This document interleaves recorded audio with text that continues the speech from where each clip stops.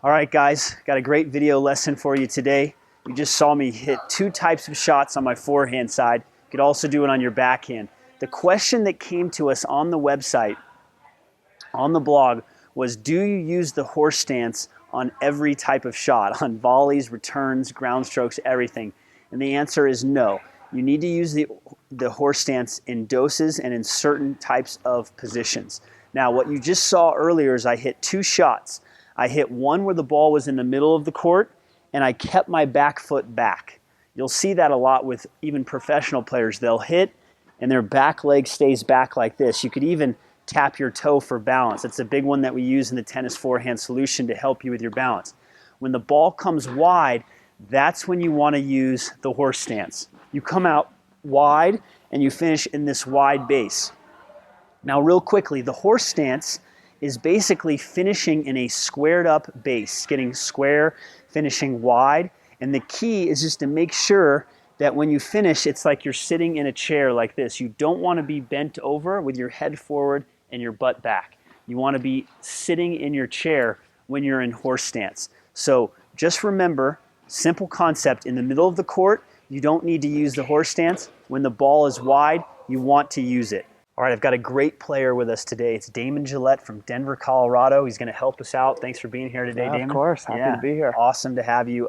So one of the things that we're talking about in this video is being able to square up or use what I call as the horse stance. That's the special Tai Chi martial arts stance that we teach to help people feel balanced. Okay. And so what I'm going to have you do, Damon, is I'm going to toss a ball in the middle of the court. You're just going to step in, hit the ball normal. Keep that back leg back, and then I'll toss a wide ball to you, and then you're going to square up into your horse stance. Okay. All right, so the first concept, and we talked about earlier, is the question that was asked is, should I use horse stance on everything? And the answer is no. When the ball's in the middle of the court, you can just step in and just keep your back leg back and then recover back into a split step. We'll do that again. You can recover afterwards. Notice how the back leg stays back, and then he just naturally gets back into position. Now, if the ball is wider, that's when he wants to finish in a wide base. Good. And then at the end, what I want you to do is just push your knee out a little bit with your outside leg.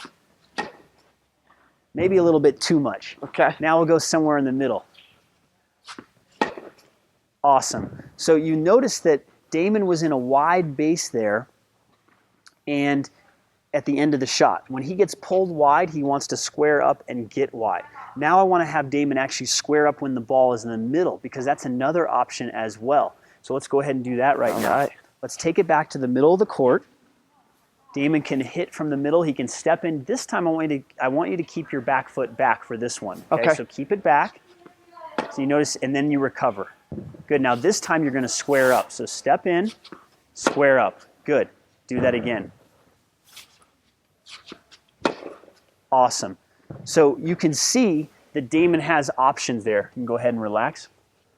Damon has options. He can step in and keep the back leg back when he's in the middle of the court, or he can step in and use the horse stance. Do you have any observations, Damon, as far as your balance or different things that you notice, or maybe that you even teach right now in terms of squaring up or using what we call the horse stance? Yeah, definitely. I think when, especially for the balance, with everything that you're talking about, when your stance is a little bit wider, your center of gravity becomes a little lower, which helps out tremendously for balance. I find, with a lot of people, myself included, sometimes when you stand a little too straight up, that's when the balance tends to go and fall off a little bit more. And that's why we love the horse stance. Sorry, I'm stepping on his foot. I'm getting so wide here. That's why we like the horse stance here, because this is the wide base that grounds you. It drops your center of gravity, and your power center is down in here. It's not up in here. So use the horse stance on the wide ball. Use it sometimes on the middle ball if you're not feeling that great on it, and you're going to take your tennis to the next level. I really hope you received a ton of value from this lesson today,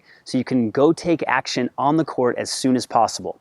If you want to see more in-depth breakdown of this lesson and many others, make sure to join us inside the Total Tennis Training Inner Circle, where you can get cutting-edge tennis tips and strategies that can fix your weaknesses and improve your strengths. If you want to be a part of our growing online tennis community and get the best tennis lessons on the planet, go ahead and click the link below, and we'll help you go to the next level with your tennis. I'm really excited to help you out, and thanks for taking the time to watch this lesson today.